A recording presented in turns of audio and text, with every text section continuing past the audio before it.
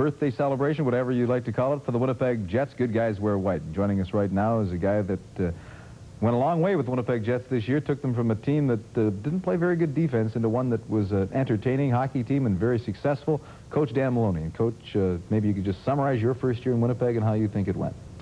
Well, it was a great year for the hockey team, and we were very encouraged with the fact that things progressed the way they did, and the way the young players, fell in line with the veteran players. We were very excited about it all, and I think with the way we finished near the end, knocking off Calgary and playing against Edmonton, it puts us in good stead for next year. You came over from the Maple Leafs, moderate success with them last season. When you came here, you knew you had some good offensive talent because you had a Dale Hawerchuk. After that, I'm sure it was unknown to you, and from there you had to mold your system. Tell us how that initiation stage went and how tough it was to drain into their minds how they had to play. Well, coming to a new team in a new division with new players and working against new coaches, it was a great challenge and a great experience for me, but I had a lot of cooperation. I had a lot of good hard work with my assistant coaches, and the veteran players were very good to me, and I had great leadership on the team, and we added 5 new faces to the team this year, which was rather encouraging, and I think along with the veterans, the way they showed the way and worked hard, and things worked out very well for us. You're a hard-nosed guy when you played the game, as was John Ferguson, of course, and I think when you first came here, you'll have to admit that you heard whispering. Everybody said, I wonder if these two guys can get along running this hockey club. They both were such fiery competitors when they played. It seemed to go pretty smoothly from what I can gather. Well, there was all kinds of comments about that, and people wondering whether we could get along or whether we couldn't get along, but I think we both have the same things at heart. We want the team to do well. We want to work very hard and do the best jobs we possibly can, and we had a lot of cooperation this year and a lot of communication, and it continues in the future. I think we're going to be very successful. I was going to say that you talk about success, and I know everybody measures success by how far you go, and you did win a 7-game series in the playoffs this year, and sure, you lost to the Oilers 4 straight, but I think even in that defeat, there's such great encouragement that there's a great feeling towards what can happen in this organization. Well, with a 4-game loss in the second round, it was rather disappointing, but I think the fact that the feeling was there amongst the players, we showed them too much respect in a couple of games, and there's 2 other games that we were very, very close and could have easily won. Game 1 is, as I said after it was all over, was the pivotal game, and it was rather unfortunate that we lost that one. It wasn't a great offensive battle, but it's the way you have to play against Edmonton, because I really don't think there's a team in the game today that can run gun for gun with them, and it'll be interesting to watch this next round. Well, Coach, have a good, relaxing summer. We look forward to training camp, I guess, after the draft, and I think that everybody expects great things for the Winnipeg Jets in many years to come. Thank you, Peter.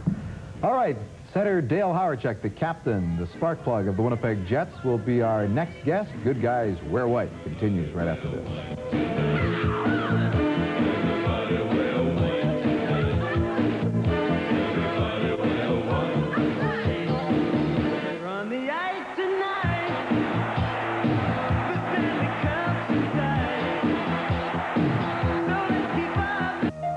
Guys wear white, and I guess the goodest of the good guys, if you want to put it that way, was Dale Hawerchuk, captain of the Winnipeg Jets. Another 100-point season for Dale, and one of those types of seasons, Dale, I think you look back again and say it was satisfactory, except that you and the rest of the Jets would have liked to have gone a little bit further in the playoffs.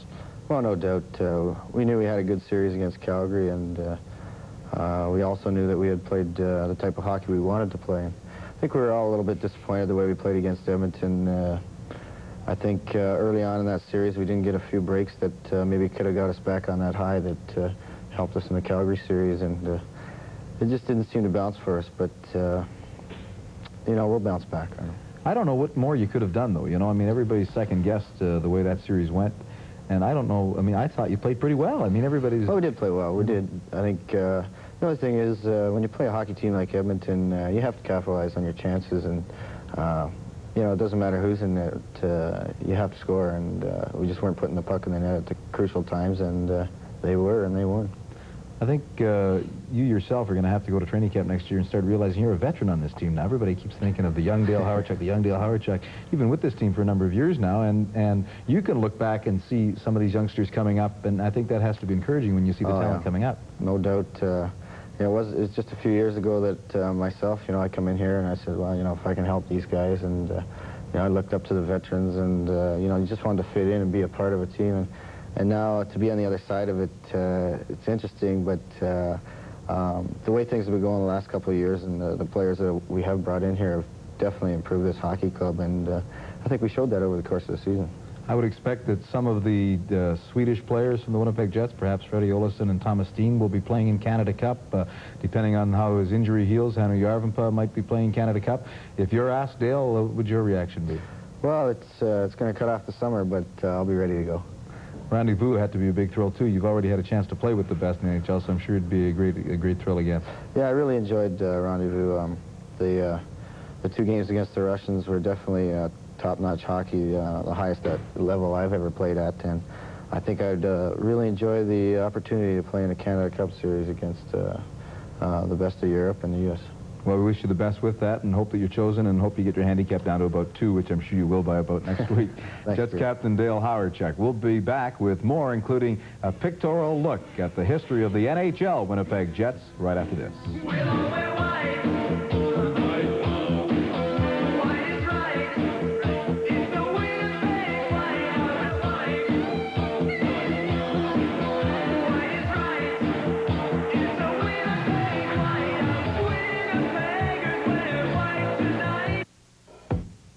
People from the very first Winnipeg Jet NHL team.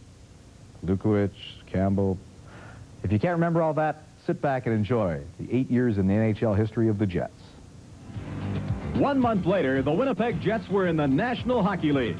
After being stripped of most of their players, the Jets were forced to draft near the bottom of the list, eventually selecting rugged forward Jimmy Mann.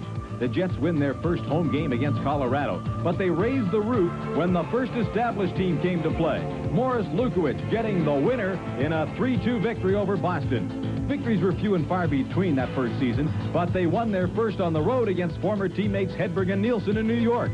Willie Lindstrom beating John Davidson.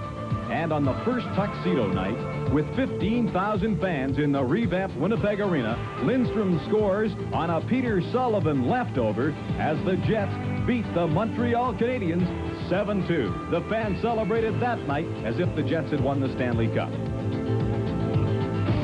Bobby Hull attempted to come back that season, but despite his legion of followers, couldn't return to his WHA form and went back into retirement. The Jets missed the playoffs, but capitalized on the excitement generated by the U.S. Olympic gold medal when John Ferguson signed Dave Christian right in his father's stick factory in Minnesota. Christian scored a goal 7 seconds into his first NHL shift. The 1980-81 season started on a positive note for the Winnipeg Jets. After finishing second last the year before, the Jets chose second in the annual draft and grabbed Portland Winterhawk defenseman Dave Babbage. It took the big rearguard time to develop his defensive skills in the big league, but offensively, there was no doubt that he had the talent to play in the NHL. His booming shots from the point left many a goaltender shell-shocked. With Peter Sullivan gone to Europe, the leadership role fell on the shoulders of Morris Lukowicz, and he played well. But Marcus Matson had his problems in the late going in the Jet goal, and they barely missed a new NHL record for futility with a record of 9 wins, 57 losses, 14 times. In spite of this, the next year, John Ferguson set out to turn things around. His first move, hiring Tom Watt as the new head coach, and then guarding his first draft pick like money in the bank. Ferguson chose center Dale Hawerchuk from the Memorial Cup champion Cornwall Royals, and following the steps of Ben Hatskin 9 years earlier, set out to rebuild the franchise by signing Hawerchuk to a contract at the corner of Portage and Maine. Early that season, the Jets staged an anniversary celebration, bringing back many of the original 72 Jets, the biggest cheer for the founder of pro hockey in Winnipeg, Ben Hatskin. On the ice, they bid farewell to Captain Barry Long, forced to retire with a hand injury, but soon welcome a legend to a Jet jersey. Serge Savard, lured out of retirement by his good friend John Ferguson, and happy to lend a hand to his eager young teammate. On December 20th, an NHL record as Doug Smale scores only 5 seconds into this game against the St. Louis Blues. The Jets became the most improved team in NHL history, jumping from 21st to 10th in the league, from 32 total points to 33 victories and 80 points. They made the playoffs and lost to St. Louis 3-1. Tom Watt was named NHL Coach of the Year. John Ferguson was named NHL Executive of the Year. And Dale Hawerchuk, with 45 goals and 103 points, Rookie of the Year.